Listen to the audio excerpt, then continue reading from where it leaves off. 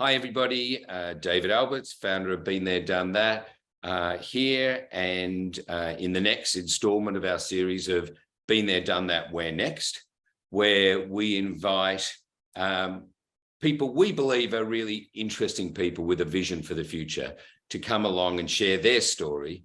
And today it's my absolute pleasure to welcome Sara Panza, a friend and who's been a client, but is someone who I love discussing the world as we know it today, conversations which we have long conversations about. But Sara, hello and welcome. And Sara, if you can just share your career journey and with us, and before we get into our questions. So hello, everyone. Hello, David. It's really nice to be here with you with this conversation, because as you said, we have a nice background of very long and deep conversation. So it's nice to share a bit of that. So as far as concern my background and my professional journey, I've been in Unilever for almost 25 years now. It hasn't been a long journey. I think a lot of people sometimes is asking, well, 25 years is quite a long time, but I think what is nice is that I always had the opportunity to see different roles, different categories, from frozen food, ice cream, beverages, and then ice cream again. I have to admit, ice cream is one of my favorite ones. Mm-hmm. So different people, different experience, actually different countries as well. I lived 6 years in the Netherlands. Majority of my career was in marketing, where I explore and work in different brands.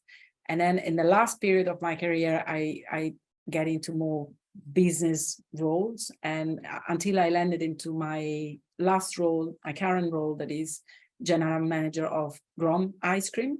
Yeah. It's a beautiful brand, an Italian brand. It has a very, very strong heritage. It's actually turning 20 years old this year. And is a brand that is founded by two Italian friends. So there is a nice friendship story behind our ice cream, our gelato. And it's also a story about passion for ingredients, quality, and a strong purpose of making accessible a very good quality ice cream to as many people as possible. Very good.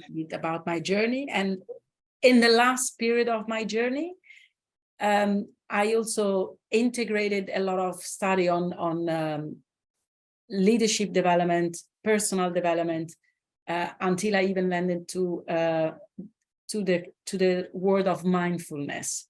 Mm-hmm. That I love to really try to integrate in my day-to-day job, because I think it's a very nice tool, and that is actually allowing me to do even better my job.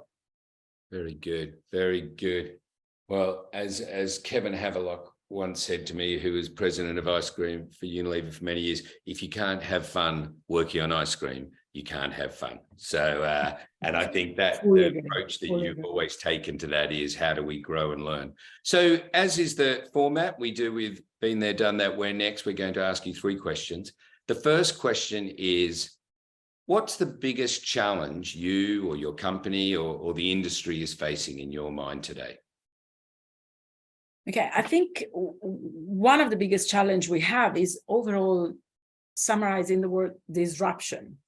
And within that, there's a lot of different types of disruption that are happening. Disruption in the industry, in the way of working, sometimes even in the supply chain. I mean, of course, in the last years where we face COVID first, wartime after, there's a lot of external elements that are impacting in the ways we are actually working. But this disruption is actually impacting a lot of people.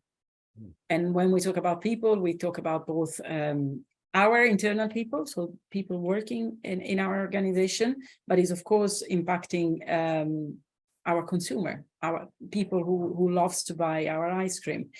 So this put us put a big challenge on our table, that is the need of dealing with this disruption. And actually, I mean, one of the sentences that we always repeat together, what brought us here, we understand and learn day after day that it's not going to bring us in the future where we actually want to go. And as human being, I think we always have the tendency to go back to what we know well and did work in the past. And of course, if it did work, why not doing it again? But I think the biggest challenge is that we need to change something in the way we are doing things, in the way we are thinking at our problems, in the way we are facing them, and in the way we're dealing with our people. Yeah. I think there's a massive change in deep values. I think these 2.5 years, 3 of COVID time and war that brought a lot of uncertainty in every one of us, a lot of fragility of us as a species in some way. We're coming out. Of course, we didn't mention climate change, but it's a big topic there as well. And this is carrying a big shift in values, in deep values, on what is really important for me as a person, or for you, or for us as a group. I think this is really the biggest challenge we are all facing. Very interesting. And I think one of the things that we've also discussed is that, so if this is the challenge facing and we need to embrace uncertainty, I think part of that is having the vision of if you could imagine where it could go. So that's kind of question number 2. In an ideal world in your mind, where do you imagine we could go and we could get to? Okay. I think we know each other since a while. You know that I tend to be an optimistic person. So I really, despite the uncertainty and the unclarity that we all see today, I think we are going in a nice direction. And I think that a lot of the development also in terms of technologies that are coming will actually also help us to get into a better space. But I think that we have to integrate the humanity in some way within this technology, these new ways of working. I mean, we're constantly talking about data and how can we use that also in our business, in our day-to-day job to improve it. I think that it's a fantastic opportunity if it's combined with the right level of humanness, let's call it that way. Yeah. But I think it will bring into a reality in which this value crisis will force us to include more humanness in everything we do. Yeah, that's what I think and hope. I think that's great. This idea of, as we up our technology, we have to up our humanness to keep the balance. So I see that not just in work, but in my own home with a 12-year-old who's on TikTok. Right? Absolutely. So, I think it's a challenge.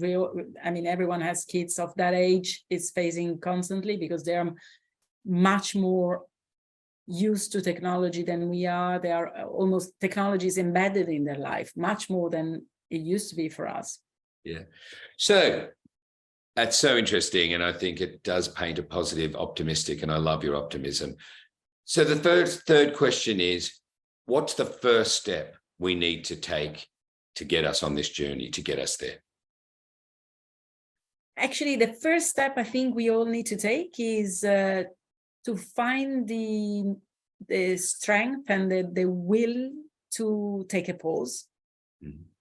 Because I think things are going so fast in these days, and change is so constant, and so that we tend to get into the wheel and really don't take the time to think. Yeah. But I would say probably the first step is take a moment to pause, and the very next step is then investing in ourselves.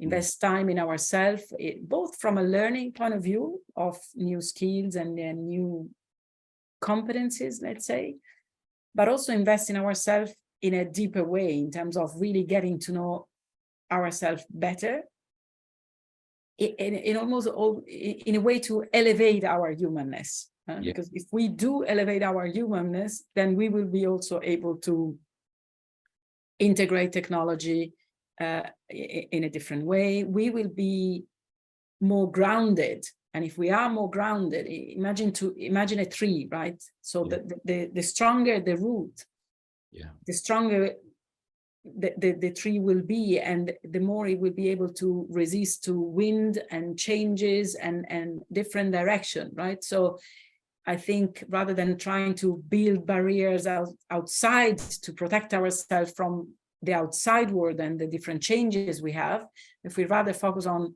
strengthening our roots, yeah, and we can only do that if we really know ourselves. It's so interesting. Nikki Crumpton, our CSO, who designed what we call our problem definition sessions, just to take 3 hours, just to pause, as you say, to slow down, to say, who are we? What are we trying to do? She always says, we've got to slow down to go fast. Absolutely. And I think that we all try to race to the answer, but we're not pausing to think about who are we? What are we doing? So interesting, so interesting. Well, look, we could, and we always do, talk for hours. I really love the fact that in your role, even though you've gone into a more general manager business role, what you talk about in a life leadership coach is all about the creative process within ourselves to grow. And it's just a really interesting and unique journey and combination.